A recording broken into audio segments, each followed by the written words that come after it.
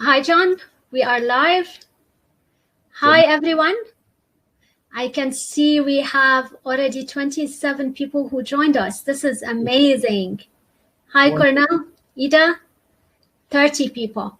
So we had almost 100 people who actually registered for our discussion today. That's amazing. There was a lot of excitement, and we had a lot of requests to get the replay of our discussion later. Hi, good afternoon. Hi, Christina. Hi, Deborah. Hi, Philip. So I know most of those names in person. We've met, we've discussed, we know each other's stories, and they've been the early joiners of our community. Hi, Tabo. Okay, maybe, John, we will give it a couple of minutes before we start. Sure. If that's okay. Absolutely. Emma, as we're getting started, for folks that don't know, yes, what's new at One Circle HR?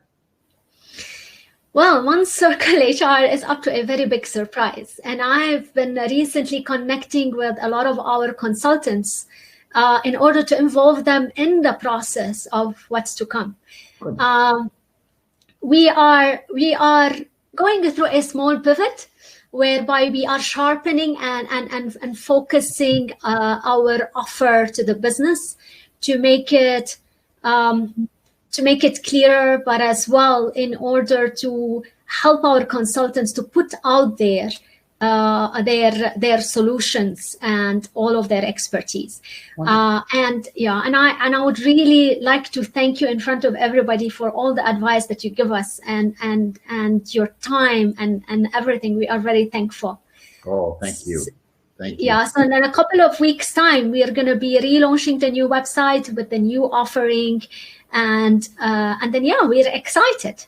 Can I ask one question? And that is, in my previous life, I was a partner in the RBL Group, which is a very well-known global HR boutique firm. The three partners were myself, Norm Smallwood, and Dave Ulrich. And every 5 years, we did, together with the University of Michigan, an HR competency study, a global HR competency study.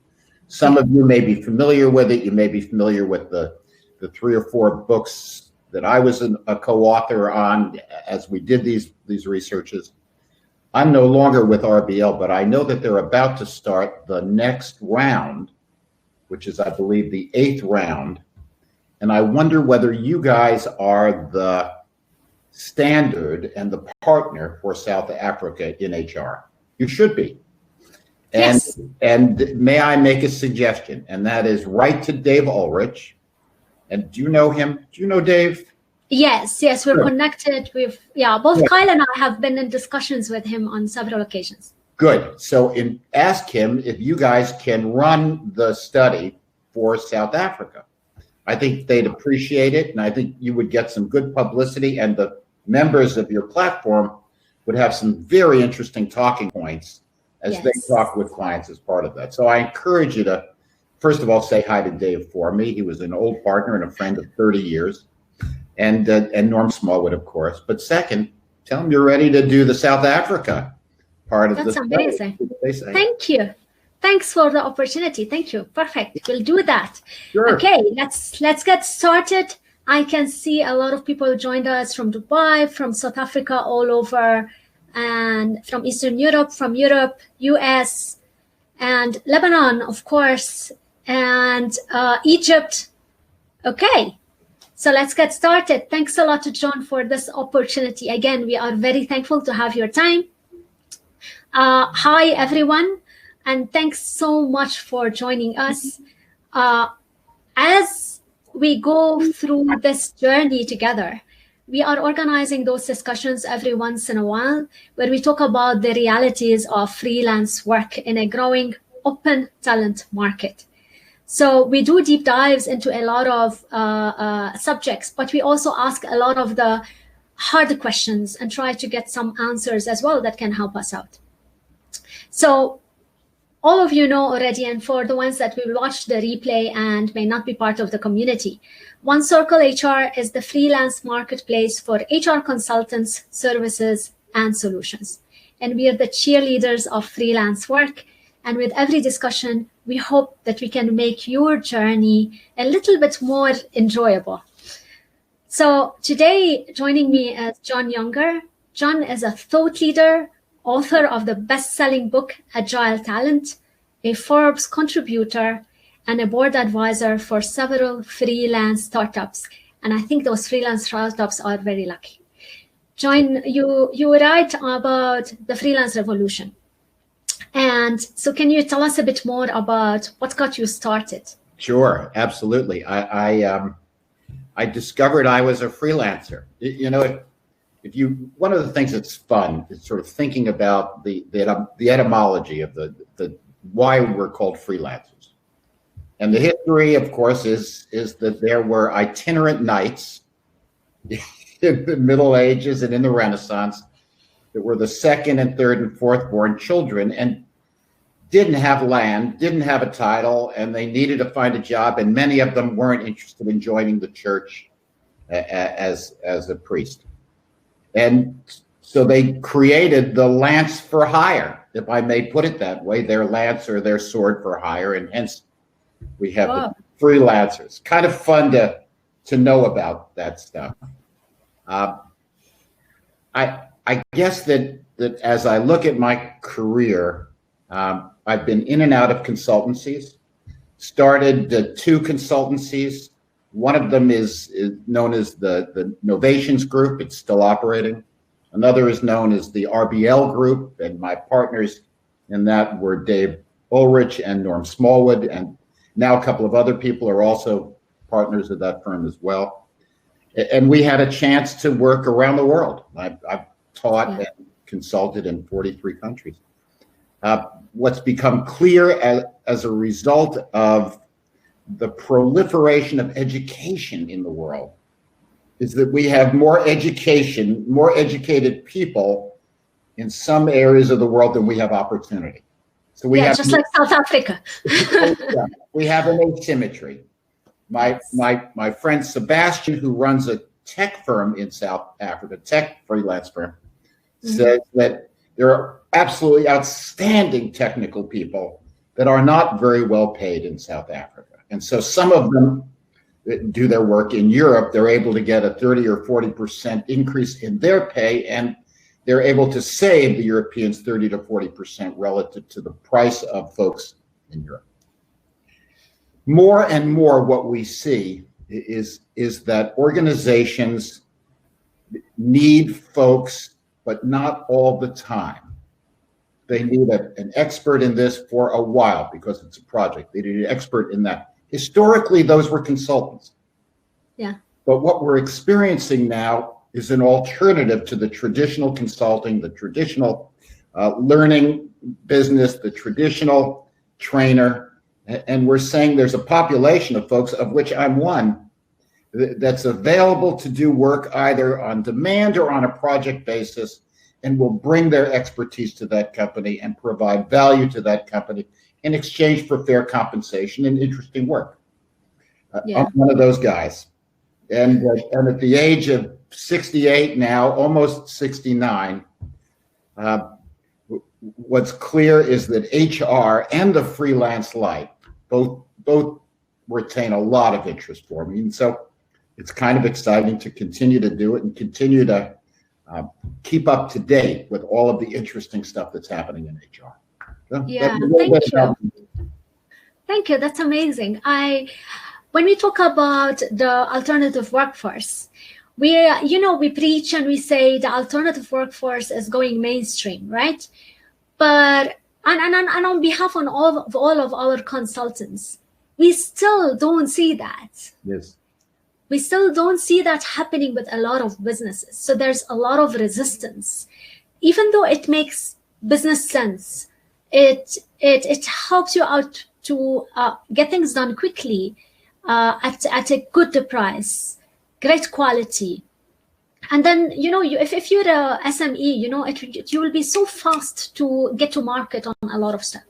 but we don't see that happening. So what's holding them back, and how can we help? I mean, as a freelance platform, it's our mission to find opportunities for our people. But as well, the freelance consultants are saying, what should we do to help businesses make that decision?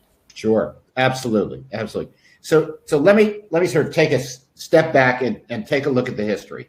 Let me do, if I may, 50 to 70 years of HR. I hope this works. I haven't ever tried this before. But if you sort of think about HR, when I joined the HR community, and that was in the mid 70s, I was a professor at the University of Toronto, and then I went and worked for Exxon. And Exxon in the 60s and 70s, when I was part of that cohort, was very interested in making work groups more effective. There was no concept around people coming in from outside. Where I worked at Exxon at that time, the philosophy was, if something is worth doing, it's worth owning the resource. Now, why would folks say I need to own the resource? Well, it was two things. One is I want access whenever I want it. Yeah. And the second is I don't want my competitors to have access whenever. Yes. So if you sort of think about that, now take it to now go to the next generation, the 80s. So where work design and team effectiveness were very focal in the 70s, in the 80s, HR wanted to be more business-like. So HR started to be thinking more about issues of strategy, issues of change management, issues of transformation. The problem that HR had is that it didn't understand the business as well as executives were starting to understand HR. Because executives were getting MBAs, they were taking classes in a variety of human-related subjects, where HR people who might have a master's in HR weren't taking classes in IT, manufacturing effectiveness, forecasting, et cetera, et cetera. So we now have an imbalance. Yeah. HR's response to that in the 90s was, I am going to be so close, so helpful, so much of an advisor to the managers with whom I work, that I will earn their respect, I'll earn their appreciation, of course, the opportunity to progress. But in order to do that, what was HR's material? It was the people that worked for them. It was the people that worked for the organization. So if I really know the people that work for the organization, I'm able to provide more value to managers. Note what's happening here, and that is, this is happening in the midst of a technological revolution. And as that revolution is unfolding, HR isn't a part of the revolution. Yeah. But the rest of the organization is. And as a result of that, HR is becoming a little less impactful, a little less central, a little less strategic. Its response to that, if you think about it, is to work that much harder to be close to the managers and to understand what's happening within their organization. So lots and lots of surveys, lots and lots of pulse groups, lots and lots of activity to understand through variety of survey type research, what's the level of engagement of our people, of our full-time people? What's the level of their satisfaction? How do we increase that? What's the level of equity? How do we make sure that works? In all of those areas, the thing that HR wasn't paying attention to was the gaps in expertise that the organization was starting to experience. HR was doing a wonderful job of finding people once the organization said, this is what we need, but HR wasn't ahead of the pack in understanding that in advance. HR wasn't talking about artificial intelligence. HR wasn't talking about digital transformation. HR wasn't talking about marketing revolution. HR wasn't talking about freelancing, because all of that stuff was outside the way in which HR and management had defined their role. Right. Because we're in charge of full-time people. We're in charge of providing managers with great advice about the full-time people in our organization. Yes. HR's challenge, fundamental challenge, is to see the organization from a helicopter and to see the gaps in competence that are competitively endangering their organizations. Yeah. And as they do that, they naturally have to turn to sources of expertise other than full-time people. That's why freelancing has become so important. But as HR holds on to my job is to be in charge of full-time people, it's tough for them to see the gaps and take action in response to it. So we've got a mental revolution in HR that we need to take first. Now, how do you help those folks with that mental revolution? And that is, you've got to skill them up. You and I talked before we started that one of the critical technical competencies that HR does not have is the knowledge of how to architect a workforce. We know how to recruit individuals. We even know how to recruit teams. We know how to help in mergers and acquisitions to get people to work together. We know how to help teams to be more effective, all of those things. But we don't know how to build a workforce from scratch. We don't know how to think in terms of the combination of full-time people, part-time people, contract people, etc. And that is, if I may say so, that is the biggest challenge that HR faces. Once it's able to think in terms of owning the whole workforce, not just the full-time workforce. Yeah. Forced to understand how to architect that workforce, to create that new one. And once HR learns how to build a workforce, how to architect, how to design a workforce, by necessity, it grows more comfortable with the idea of freelancers. Yes, very true. And that's our biggest challenge as well, because I mean, as a freelance platform for HR consulting work, we are telling those HR gatekeepers that stop only talking the talk. You yourself should also walk that talk. Right. So when HR departments are preaching the organization as well, that we should bring in contractors, freelancers, etc. They do that for the other departments, the ones, the HR directors or HR professionals that want to experiment or are there already in terms of mindset. But the ones who are not, they are the gatekeepers. So they are not even doing it in their own departments. And this is the added complication for us, because we are a community of HR freelancers. On the point of moving from corporate to the freelance work, and this is particularly pertinent to a lot of people that are on this session today, because and in the South African and African context, we have some great, amazing resources. People that are very highly skilled professionals have spent 15, 20, 25 years in corporates. And because of the current situation, the unemployment, they're sort of moved into early retirement or encouraged to retire, so they can open up opportunities for the new generation. Yes. So what's happening is that suddenly they're still capable. They are responsible for their own families and kids. Yeah. And some of them are also responsible for their own parents. Yeah. So they don't have the option not to earn. And so they are getting into freelancing out of necessity. Yeah. But they see the pleasure of it. They want to work on, they are hungry to work on exciting projects. Yeah. But how to shift their mindset? And we got these questions from one of our people, is that mindset shift is very difficult. Sure. So what would be your advice on that? Two or three things. The first thing is, and let me talk philosophically and then very practically. At a philosophical level, the superpower that many people in HR felt as though they had was an ability to operate within the culture of their organization. I worked for 10 years at Exxon. I had a great experience. I had 8 jobs. They thought well of me. They defined me as a high performer, as a high potential, etc. I was very fortunate. But at the end of the day, what I knew more than anything else was how to manage myself in Exxon so that I continue to do well and be seen as a performer.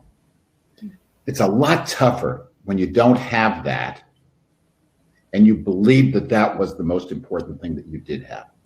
So the first thing that I would suggest to anybody moving out of a corporation and into freelancing is to do a top to bottom audit. What are your skills? Why would people hire you? What expertise or knowledge do you bring? And how current is that knowledge or expertise? You know, part of the problem in a company like Exxon or a company like Procter & Gamble or many of these global companies, there's a place for everyone.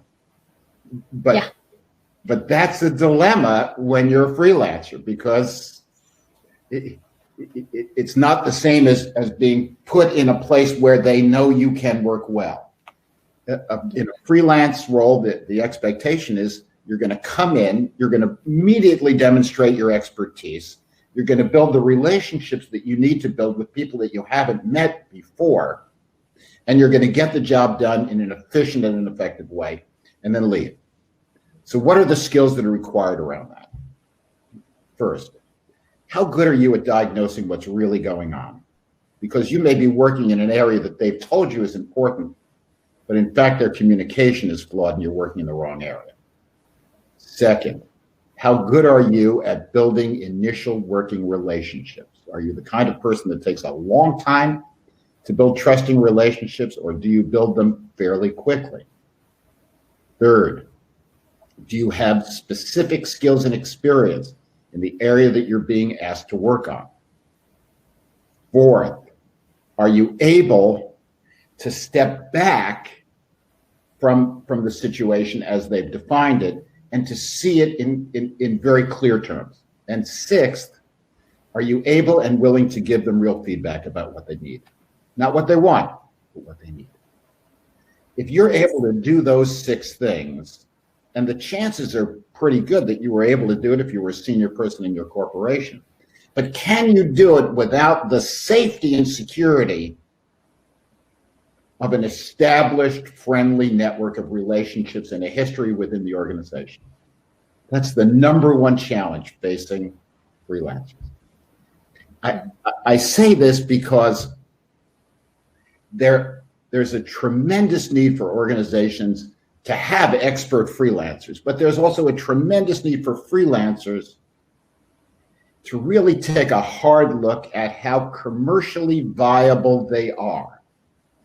And identify what specific commercial viabilities are going to serve them best. I may want to be an HR strategist, but what I'm really good at is learning and development.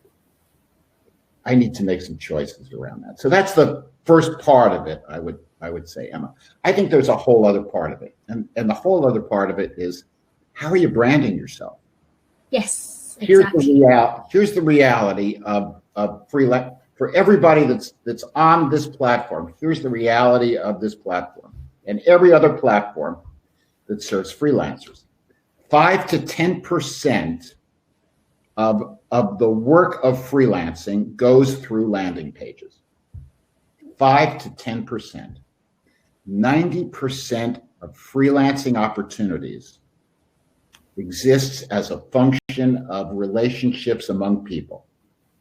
I know so-and-so, so-and-so needs so-and-so, I connect them to so-and-so. Now the problem is that if you're not in that stream, you're not going to get much work. If you take a look at an Upwork or a Freelancer or a Fiverr or many of the big platforms, fewer than 5% of people on the platform get any work. Yeah. So you've got the challenge of building a brand that will cause people to want to work with you. And second, you've got to bring in your stuff if what you want is real work. And the reason you have to bring in your stuff and that you have to be an active networker, you've got to be an active marketer yourself, is because there's limited opportunity through the landing page. The way in which platforms work well is when they operate more as a community than as hub and spokes, for those of you that remember your organization design 101. And so the first question is, are we operating as a community? And am I playing my part in reinforcing and building that community? Am I creating a situation where I want to eat at your table, but I don't want to share anything of mine with you? And how often does that happen in freelancing? Very often, very often. So the implication is, on the one hand, you've got to understand what's happening in those organizations. Two, you've got to understand how ready you are to be an independent. Three, you've got to have a very good and clear brand, and you've got to be working that brand. Four, you've got to be networking on a regular basis, because you've got to bring stuff in as well as hope that stuff will come through the landing page and that Emma will distribute. And last but not least, you've got to keep it up. So what are you doing to maintain your brand? Let me give you a little example. I write for Forbes. If I write 5 articles a month, I make $250. I spend about 5 hours on each of my articles, including interviewing people, including writing, including getting feedback, etc. So I'm not making very much money from the writing. But what I get is opportunities to speak with folks like you, opportunities to speak with cohorts like the One Circle HR community that I'm speaking with now. And somebody might call me and say, that was very helpful. Would you be willing to teach a class at blah, blah, blah, blah, blah? Would you be willing to spend a day with me and my team working on this? Would you be able to help us with a survey that we're doing about our effectiveness in building blended workforces? Yeah. Now, that's the way that businesses are built. And some businesses are entrepreneurial and grow large, as I hope One Circle HR will. Some businesses are solopreneurs, and it's just me. But whatever it is, whether it's a lot of folks or just me, there are certain basics in building your business, like branding, like having the skills that are in demand, like networking, etc., that are absolutely critical. Yeah, that's amazing, because we're actually, I remember our discussion, you and me, in 2019, end of 2019. And when we were chatting, you told me, Emma, the most important thing when it comes to freelancing and a freelance platform is to build the community. And I remember that. And I'm very thankful that so far we've got a very strong community, and we also encourage our freelancers to put themselves out there. Yeah. To write articles, to share their thoughts, what they are good at, give their opinion. Mm-hmm. Because a lot of them, as you can imagine with specialist HR, they have unique selling points. Yes. So they are experts and they have depth of expertise in what they do. Yes. So when we talk about learning, some of them are specialists in virtual classrooms. Yes. And there are very few of them. But the thing is, if they don't put themselves out there, the business is not going to come and nobody's going to know about them. Yeah. And we find a bit of challenge with a lot of the freelancers that are coming out of corporate to adopt that mindset. Yes. Because they've been very comfortable in what they were doing, but as well, that their identity was very much attached to the business, exactly as you said. Yeah. So breaking that one out and starting to brand yourself and putting yourself out there, is not easy. Not easy at all. It really isn't, and it's especially not easy if you're worried about paying the mortgage, paying the rent, paying the costs of university, paying the costs of an elderly parent. Absolutely, absolutely. And that's why, if I may say so, as a community, we're just a whole lot better off. You know, I was explaining to my nephew. I guess it was my nephew. I'm an investor in a company called Jolt. Jolt is I'm very excited about it. It's a co-learning platform that's really doing some interesting stuff. And I was one of their seed investors, and so I think I got 1.5% of the company. You would have asked now, and now they're in the middle of their what's called Series B, which is the second round of large institutional investment. And I said, my ownership in the company has gone from 1.5% to I think 1/4%. They said, well, aren't you worried? And I went, no, I'm delighted because the company is 10 times larger. So I am doing better with 1/4% than I was with 1.5%. If you take that notion and you apply it to the platform that you're running with Ryan and others, well, the reality is if we help each other a little, we're all going to do better than if we focus on our own. And so 1/4% or the equivalent of a high-performing One Circle HR platform that's able to give 30 to 40 to 50 people opportunity to do project work is a whole lot more interesting than an organization that's only able to give 10% because it's relying on what's coming through the landing page. And I'm going to do better as a member of that platform if I contribute to its growth and its effectiveness. So what does that mean? How do you do that? How do you increase engagement in a platform? Well, one of the things that you're doing is helping people out, helping them get started, providing advice and guidance and help in the area of what does it mean to be a freelancer. Second is you're doing stuff like this, learning and development. Third is I know that many platforms find ways to incent people to bring their projects into the platform and incent them to involve others in that work. But I'm not willing to share my work with people I don't know because I don't know whether they're going to mess it up and hurt my relationships. So one of the things that platforms need to do is to build relationships and trust among the platform members. So the trust makes it possible for us to share opportunities and therefore all win on that. Right. So there's the notion of community has so many pieces. We're trying to build neighborhoods. It is another way to say that. Exactly. Yeah. That's why we actually launched our Slack community for our HR consultants. So now they exchange ideas, new stuff, ways of working, etc. So when the time comes when they need to collaborate on projects, because the project does not involve only their area of expertise, they already know the people that are within the community. And this is what we are hoping. I do have a question here actually from Karen. Jon, what would you suggest from a charging perspective? Do you have different rates? That's a very tough question, Karen. I love that question, Karen. So we actually have an answer to that, but here is my dilemma. We have, this will come across as arrogant, and I don't want it to come across as arrogant.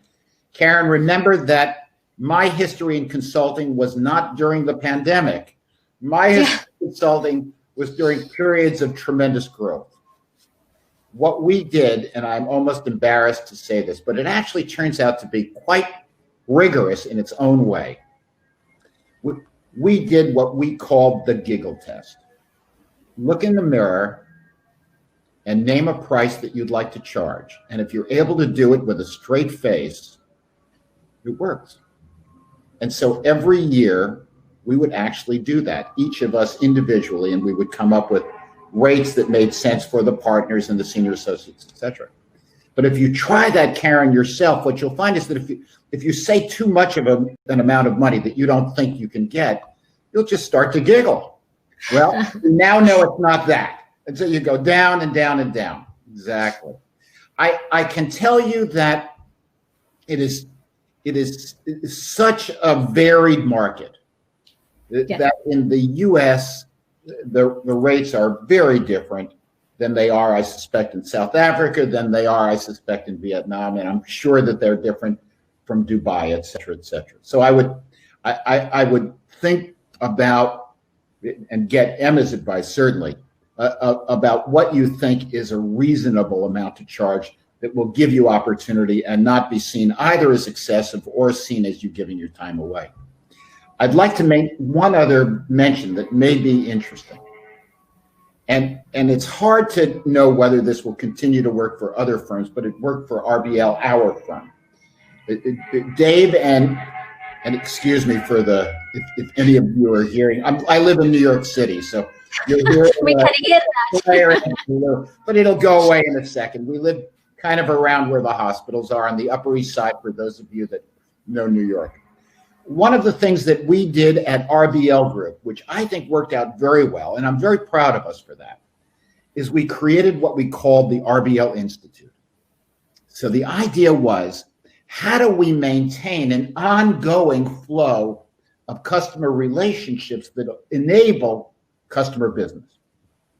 And so what we did is we went to in our version, it was the Fortune 200, and we went to relationships that we had, and they were varied, as it could be Deutsche Bank on the one hand and P&G on the other, and Accenture as a third, and said, we'd like to create an ongoing institute that will bring forward from our members and from us innovations in HR.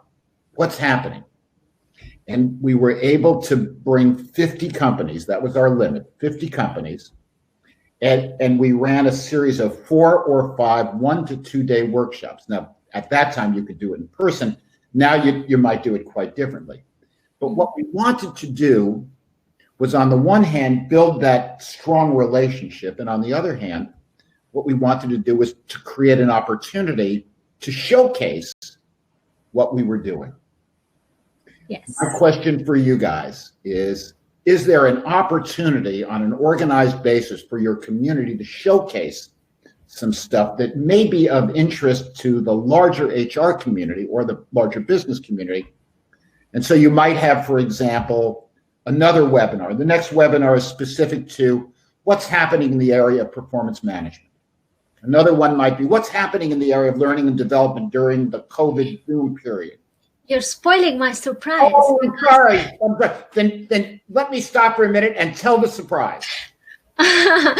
Because that's actually one of the new stuff that we're going to be launching with the new website, is that we will have regular sessions where our own consultants, we will have a group of our own consultants that are basically showcasing their knowledge and talking about their own area of expertise and sharing it with the wider groups, of course, for free. It's just that to give them the self-confidence to put it all out there and to get businesses to start thinking like that, because it's spreading the knowledge, right? I like it. Now imagine a phase 2, which is not for free. Yes. Imagine a phase 2, which is, we're going to charge you the equivalent of, I don't know, $10,000 right. for membership in this area, and that membership entitles you to 4 or 5 workshops and a day or 2 of your CHRO with a community of a subset of our community. So there are lots of ways that you can build on that. I love what you're talking about. You can build on it. You can actually turn it into a separate revenue stream. Yes. For your freelancers and for the platform itself. So there's a really nice idea. I'm delighted that I made the mistake of tripping over that fire. Good. Thank you. It's not a secret for a lot of the people that are on the call today. Good. So I actually want to go back to the fees. And that's one of the things is that businesses that are in other parts of the world, when they are discussing projects with let's say a South African, mind the difference in the exchange rate, and they sort of try to negotiate based on that, which is not fair in our opinion. Right. Because they're getting the same value, the same quality, etc. And how to manage that? Yes. I think that the only way to manage that, one of the things that we learned in Marketing 101 is that when you put things on sale, you reduce the perceived value of those things. If toothpaste is always on sale at 50% off, that's its real price. So I think the question has to be based not around price, but around value. So what I would encourage you to do is flip it around, Karen, and you and others that are listening in. What's the value that we're producing for these folks? And how do we exact from that work a fair bit of value that compensates us? So let's use the example, very specific example, because it has to do with how we design things, how we pitch things, how we evaluate things, etc. So let me use the example of the work that I did for a company called SimilarWeb. SimilarWeb is an Israeli-based company, and they asked me to do a series of workshops. The workshops were about performance management and giving them a model of development and high performance, and they had been struggling with that because they didn't have a cohesive way to describe what high performance looked like. And the career stages model, which is one of the things that I was part of building over time with folks at the Novations Group, is something that gave them that. So I was able to say, at the end of these, I think we did 7 or 8 Zoom type 1.5 hour webinars. At the end of this, 80% of the people that attend these webinars will be able to articulate what performance is valuable and what performance is not as valuable. They'll be able to talk about what competencies need to be exhibited and how they need to be exhibited. They'll be able to talk about how to build a relationship with your boss that's a developmental partnership rather than something less. And so at the very beginning, we measured. At the very end, we measured. I asked them to speculate, if we can get this much of an increment of improvement, what is that worth on the bottom line? So we framed everything around how the business will benefit and how individuals within the business will benefit and how managers in the business will benefit. And I was able on that basis to strike a price that seemed fair on both sides. Yes. Question I would ask. On value. Yeah, and it's not just focus on value; it's to be explicit about that, and in a way that folks on the customer side understand. Right. So you really have some work to do before. It's so easy for us to fall into our specialty in HR and imagine ourselves back in our old organization where they thought a priori that this was good stuff to do. At this point, it's no longer, quote, free because you're an employee. Now the organization is paying real money, quote unquote, extra money. How do you justify it? And it's got to be justified around the value that's received. And if folks are not talking about value, it's going to be tough to make those sales, especially at higher levels of compensation. Yeah, that's true. And do you see as well this sort of practice? I think we've discussed it before, but maybe we share it with everybody else.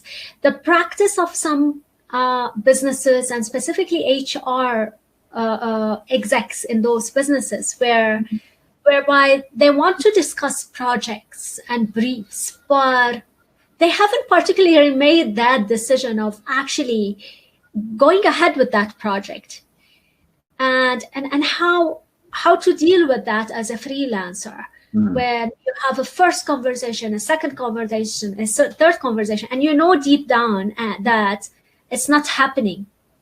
But as well, you're always thinking about building the relationship. But I mean, when to say stop, you are actually wasting my time. Yes, it's a great question. Let's do a little history first. All of us remember being in HR when consultants like me charged $7,000, $8,000, $10,000 a day. My fee before I retired from active consulting was $8,500 a day, $8,500 a day. When I had to give a speech or I had to teach, it was $12,500 a day. Now think about that for a minute. First of all, it's outrageous. Yeah, yes. First was good money. Nobody complained. Universe, it's outrageous. Absolutely. Absolutely. But it was at a time when my skills were not widely available. I was very good. I had a good reputation. People felt like they were getting value from that stuff, etc. So in general, what HR people learned from the experience of folks like me and my rates was that I was obviously making enough money so that it wasn't inappropriate to spend lots of time talking with me about how the project might work for two reasons. One is that we still had the notion that it was going to cost a lot of money. So there was a lot of just due diligence involved. But the second part of it was we kind of assumed that we deserved a lot of freebies from those consultants because we paid them so much money when we did. Freelancers are not the same as me consulting 5 years ago or 10 years ago. But yet the memory of that infuses our way of dealing with freelancers. We think of freelancers in HR the way we used to think about consultants. And so the negotiation has two parts. One is, let's talk again about what this is. Let's talk again about what this is. Let me make sure before I talk to my client or my coach, I want to make sure. Can you send me 3 or 4 pages? Can you send me a deck? Can you send me the model that we're going to be using? Can you give me an example of the first 3 days of the workshop? I mean, blah, blah, blah, blah, blah, blah, blah. And the only response of a freelancer is, I'm not a McKinsey consultant. I'm not charging $10,000 a day. I am not, that's not who I am. I am a freelancer and my job is to support you, but I need to make a living. And I'm not a full-time person in a consultancy. And I don't get a weekly check from that consultancy. So let's start by clearly defining who I am. Yeah, exactly. and my value. Yeah. I would, what I do personally, I'm delighted to talk with you for a half an hour or an hour. Delighted. Yes. But you've got, after an hour, you've got as much for me as you need to make a decision about whether or not I'm the right person. Right. And if you're asking me for a second hour to get even more specific and a third hour to get even more specific and then to put together stuff for my boss, the answer is I'm not a consultant. I'm a freelancer. I don't get a check from a consultancy. So I'm delighted to do this, but I need to be on the clock. Right? Yes. As simple as that. Yeah, that's true. That's true. That's amazing. And as well, I saw earlier a comment actually from Steve talking about the brief. So because as a freelancer, your work is as good as the brief that you get. So if the brief is clear, then you'll be able to deliver exactly as per what's expected.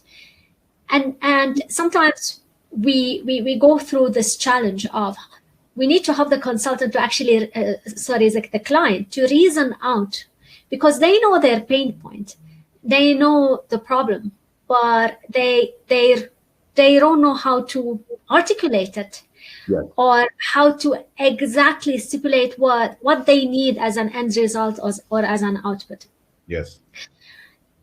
So any recommendations on this from your side on how to keep the client on track, etc., when you are freelancing, but at the same time you don't want to spend hours back and forth? No, I like what you're saying very much. I have a bias around that, and I hope it comes across in a respectful way. I don't want to work for clients that are wasting my time. I don't want to work for clients that don't have the clarity of the work that enables me to be successful. my problem as a freelancer is that I am singing for my supper every night.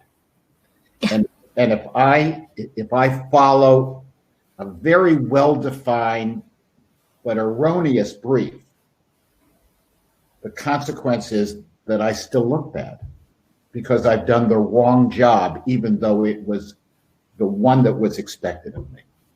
And so I think back on a piece of work that I did for a major U.S.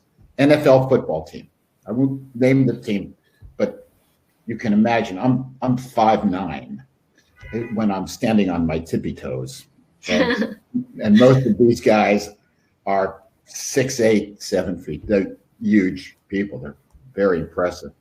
They asked me to design a performance management system for the business side of this team. But they didn't want to measure performance.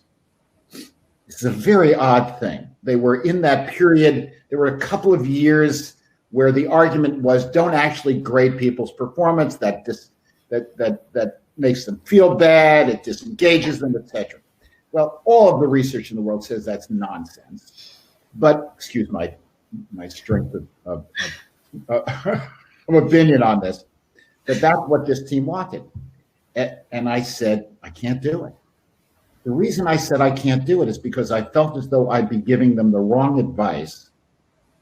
I would be helping them to design the wrong thing. And a year from now, I would be told by some other client, why did you do that? Why did you follow what they asked you to follow when obviously you knew as an expert that it was the wrong way to go?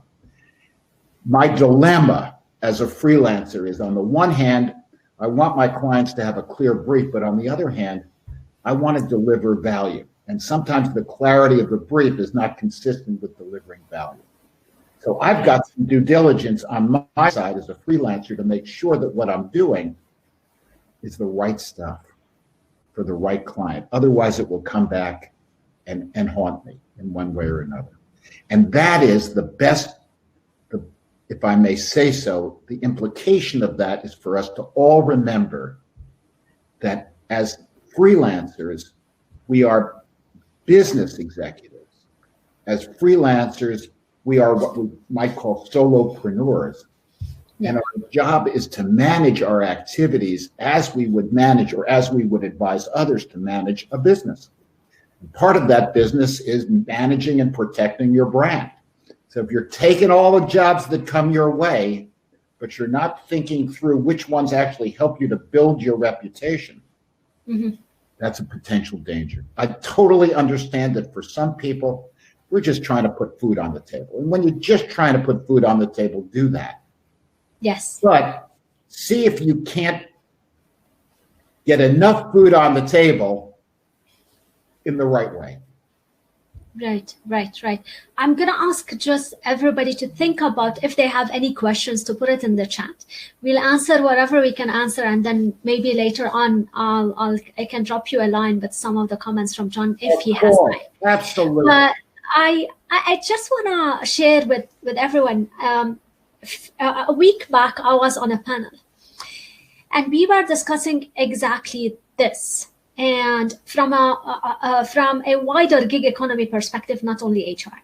And I was surprised that everybody on the panel was only talking with a client and a business hat. And even though everybody in that panel was in a similar position to me, whereby they are representing both sides, but everybody was talking about the contract, how to make sure the freelancer delivers, how to protect the client, what clauses need to be in the contract, etc. But then my point to the panel was that, is anybody thinking about the freelancer? That this is somebody who took a step to do this. They are building their own reputation. This is their business. It's in their own interest to deliver great work, because it will help them out to get their next client and their next client. And how are you presenting your freelancers to the businesses? Good. Not only in terms of what they've done, what they're doing as a skills, or how much they would earn from the project, but the actual real self of them. is what they have left behind as a career, is why they have taken this choice, is how are you building that trust in them as a person. Good. With the client? How are you presenting that person? Good. And it wasn't taken very nicely by everybody else. But to be honest, this is my opinion. Maybe it's very rosy, but I think we need to do our best to flip that view of the freelancer. Today it's not only a lifestyle choice, as everybody would say. It's what I do for a living. This is me. I work on projects that excite me. And why should I feel shy to do that? And yes, I do take it seriously, right, because this is what I do. Right? Exactly. I would add to what you're saying. First of all, I think what you're saying makes a lot of sense. If we can give HR, I would say three things. If I could leave people, I know we only have a few more minutes. If I could leave people with a couple of specific ways in which they can grow as freelance, I would love to do it. So the first, and certainly it has a lot to do with One Circle HR, which is a terrific platform. First thing I would say is really do an audit of your skills. Really take some time. My friend Tal Shmuley talks about a personal hackathon. Put together a group of people that you trust. What are your strengths? What are the areas of weakness? What are some of the threats? What are some of the opportunities? Do the SWOT on yourself as a business, not SWOT on yourself as a person. Remember, as a freelancer, you're a business. That's the first thing. Yes. Second, it's so much easier to hunt in packs than it is to hunt individually. It's so much easier to help one another while you're building a community, as you are doing in a number of interesting and important ways. The reality is that communities generate more work for everyone because everybody puts in. Third, part of the problem in HR is that an awful lot of the HR work doesn't come in HR boxes. Let me give you an example. Nobody thinks about HR as a critical initial requirement for a merger or an acquisition, but it is.